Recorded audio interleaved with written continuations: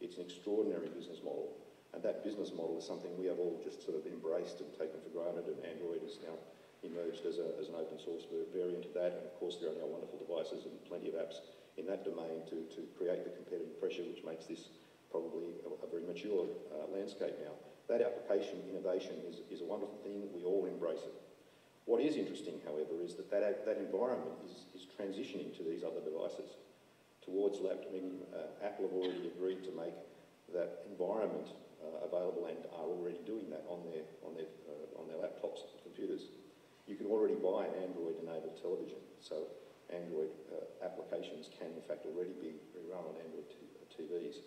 And I think that that's a really interesting trend. And by way of quick explanation, I always like to use one of my interests as an example here. And it's not so easy to see once again, but I'm quite interested in Formula One racing. And when I watch a Formula One race live on the TV, I have an app that costs me money on my iPad. And when that iPad is sitting on my lap, it's in fact the same size screen as the big screen over on the wall. So I've got two big screens. I use one of them to look at very, very detailed information, real time coming from the track. In fact, it comes to my iPad quicker than it comes to the TV, because TV's got a 7-second delay and the internet's a bit less than that. So I get live information to support that. But as that app migrates up towards that TV, and I'm talking of a future thing now, when that app is residing on that TV one day, I will now be able to, when it's finally there, make a set of different decisions, because the TV will be NBN connected, and I will be able to use that app to do some rather amazing things. I'm likely to be able to say, I want this race in ultra high definition because my TV will support it. I want it in surround sound. Today I actually really care, so I don't want any ads, and I'm happy to pay a few bucks to avoid the ad. That sort of set of decisions will be one where the device itself, the TV, is presenting me choices that are in fact valid because of that platform. It's a platform that's broadband connected with plenty of bandwidth, so it will provide me with choices. It's got sound that is valid in a higher form than the basic stereo image, so I'll get that as an option. If I'm running the same app on my tablet, I might have a whole different set of choices based on that piece of hardware. But the point I'm trying to bring out here is that those apps are hiding complexity from the network and the devices from us. And those 500,000 apps are doing that every day already. As they migrate to these other sorts of environments, they will be better and better at hiding more and more complexity. So the sorts of choices we make on those devices through those apps that we're also comfortable with now will be extraordinarily complex in their back end, but incredibly simple and obvious in the front end. I think we'll see that innovation really explode when it has that base as well. So what that means is that in a traditional world of broadcasting, which as an industry which used to have one or two very simple business models of, advertising is paid for, or the ABC broadcast because of government funding, and we receive it and we are happily entertained because we can live with the ads because that's funding it and we don't pay anything. That business model created that industry, but that business model is now in amongst an enormous amount of noise and other business models, and those other business models will be further enhanced through applications as they emerge in those frameworks. And I think that creates a very, very interesting landscape for the anywhere, anytime, anything kind of construct that we've heard so much about. That framework then sets that up. So with that in mind, I want to now get to some of the things that CSIRO is specifically doing, I guess. And we've also heard quite a lot over these couple of days around collaboration, but I wanted to share with you one of our examples of collaboration, which is a pretty real thing. And I think we've in fact probably had 2 days of fantastic commentary around almost every dimension on this chart. Things from the history of from interactive whiteboards, document collaboration across networks, speech recognition, things Pete mentioned this morning, gesture interfaces were discussed through devices, the high-end video conferencing, the personal video conferencing, these are all elements. But as we all know, just the traditional experience of the last decade of video conferencing is, it's still surprising how many METs, it's still surprising how many planned aren't actually executed effectively. And those sorts of problems are now gradually and finally being really solved. But what is interesting is when all of these dimensions of collaboration start to really come together and provide an ease of use that we have yet not seen in the market. So here is an example. The little picture up there in the left-hand corner is the Animal Health Research Laboratory in Geelong. It's actually built in the middle of a swamp, and the reason for that is because it's actually one of the most dangerous places in Australia. It houses some of the most deadly viruses, and they are often live viruses, and they get worked on live. As a consequence, it's an incredibly secure facility. Human life is at risk every day, so if you want to get through all 4 layers of biocontainment to end up working on a virus inside, it takes 4 changes of clothes and 4 showers, and anything that goes into that room stays there. You can't bring anything back out again except a naked human being. And that requires all the necessary processes of cleansing as you come back out again. Incredibly secure, incredibly risky place to work. You can imagine 6 months of training is required before you even go in there, and when you finally do get in there, you have to wear effectively a spacesuit with oxygen supplied to you externally, so you're not even breathing the air that's in that environment. Very, very tough environment to work in, and the scientists who work in that environment have a lot of very sophisticated instruments that they work on every day, and they collaborate. They collaborate with scientists in the same building, but at different levels of biocontainment. And if you had to keep having showers and changes of clothes to go and have a meeting with somebody different who's at a different level than you, you can imagine what would be left of your skin at the end of the day and what time you would have left to in fact have meetings. And remember, these people, when they're working on a problem, they're working on it because people are dying. So there is an enormous pressure on them to collaborate effectively. And this screen here represents 4 very high definition screens which have quite a lot of flexibility wrapped around them, and this system is designed for the scientists, effectively by the scientists in terms of functionality and the way they work. And there are many different modes of its operation. What's reflected here is, of course, the bottom 2 screens are just showing a normal video collaboration, which you would see every day of the week in a corporate environment. The top 2 screens, the one on the left, is actually the control panel of the electron microscope that's inside that biocontainment lab. And the screen on the right is an image directed from that electron microscope. Now that is just one example.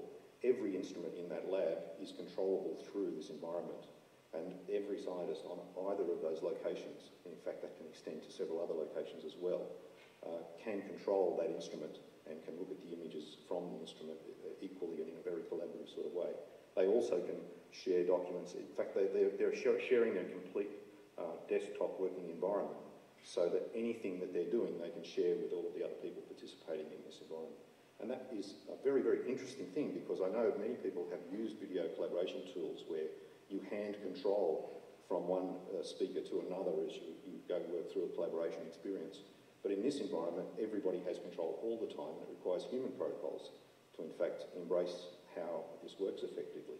And one of the really interesting things about that is that's exactly what is in place, that they have established a way of working which is incredible to watch, because they all share that environment and they share it very seamlessly. Now, we have 4 or 5 other locations which are all integrated within this environment, and we have a couple in Sydney where the equipment was developed and the software was developed, connected to that location in Geelong, and it's connected all the time. Now, this requires nearly 300 megabits per second of symmetrical communication, and we leave that connected all the time, and it's running all the time. And when the rooms aren't occupied, the bandwidth is effectively going to waste. But the point is that those collaborators walk into that environment and they operate in that environment regardless of whether they're in the same room or not.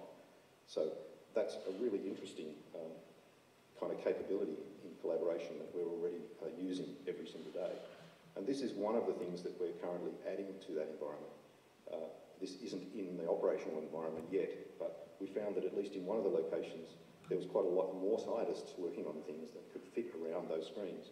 And when they were in that situation, they found themselves standing much further back, needing to see other forms of resolution and zoom-in characteristics. So we've now extended it into iPads.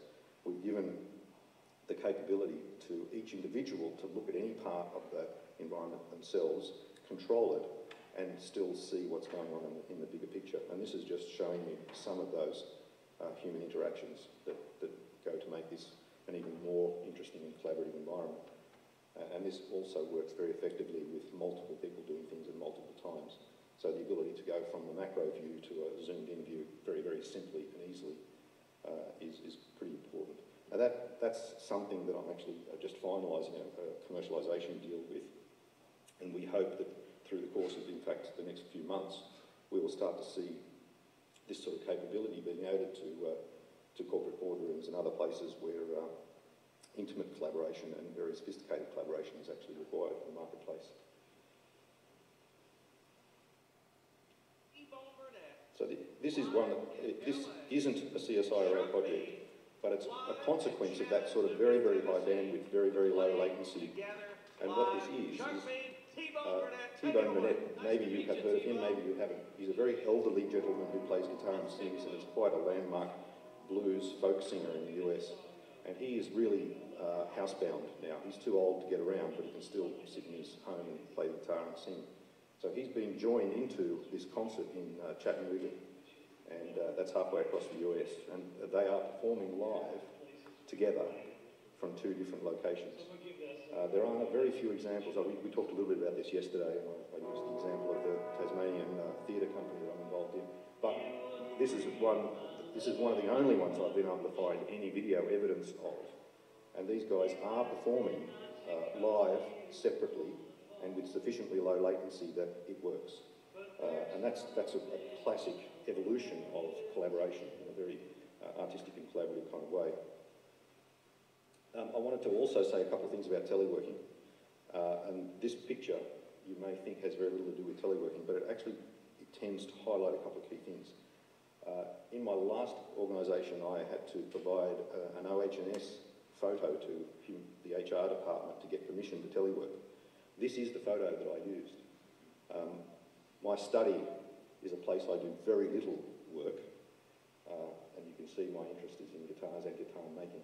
And I really thought that the idea of having to get an HR person to approve my home office as a teleworking location was really daft. So I used this photo as a bit of a protest. And you know what? I got approval and I didn't get one question or comment. So I don't know whether I intimidated the HR person or not, but it does serve to bring out one or two issues. When you do work remotely, it's a very uncontrollable environment. Large organisations think that that is an absolutely terrifying exposure to risk and insurance. The fact of the matter is, at home, yeah, my laptop is sitting on my desk, and yeah, occasionally I work there and I put it there just for the sake of the photo. But most often I'm actually working from my lounge or the kitchen table or out next to the pool if it's a nice day, or in bed if I don't be bothered. It actually varies a lot. And if I work in a cafe, that's fine too. Now, we had a colleague recently who literally fell down some escalator stairs in an airport and did some quite serious damage, broke a few ribs, had concussion, ended up in hospital. Nobody thought to do an OH&S assessment of the airport, let alone the number of seats on planes that we all spend so much time in. And yet, an OH&S requirement is for your home. These sorts of challenges have to be resolved if we're going to see more and more teleworking. There are processes in the organisations that will absolutely catch you out. But on the other hand, I was sitting at that very desk at 6 o'clock in the morning reading a proposal a year or so ago, and my colleague who lived in Melbourne was actually doing the same thing at 6 o'clock in the morning.